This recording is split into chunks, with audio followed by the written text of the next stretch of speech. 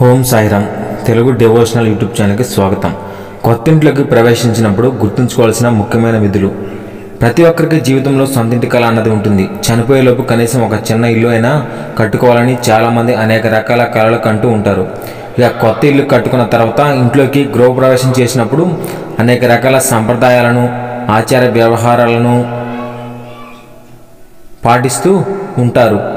అయితే కొత్త ఇంట్లోకి ప్రవేశించినప్పుడు ముఖ్యంగా కొన్ని రకాల విషయాలు తప్పకుండా గుర్తుంచుకోవాలి అంటున్నారు పండితులు.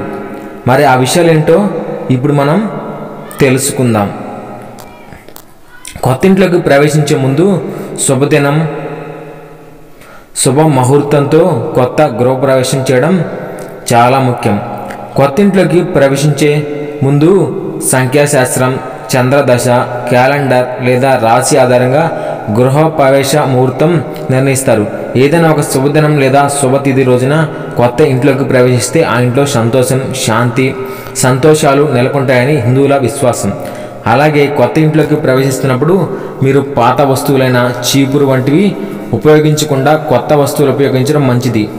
చీపురును లక్ష్మీదేవిగా రూపంగా భావిస్తారు. చీపురు పట్టుకొని కొత్త ఇంట్లోకి ప్రవేశించడం అంటే లక్ష్మీదేవితో ఇంట్లోకి ప్రవేశించడం అని అర్థం.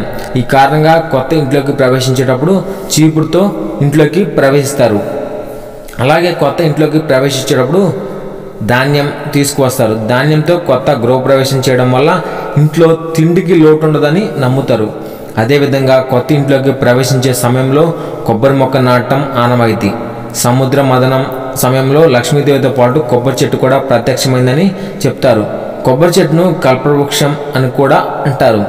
హిందూ మతంలో కొబ్బరి చెట్టును తల్లిలా భావించి పూజిస్తారు.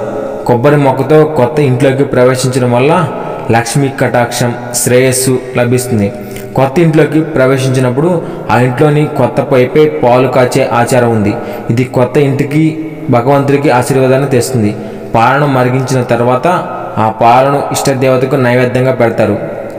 ఆ తర్వాత ఇంటికి వచ్చిన అతిథులకు ఆ పాలతో తీపి వంటకం తయారు చేసి పెడతారు.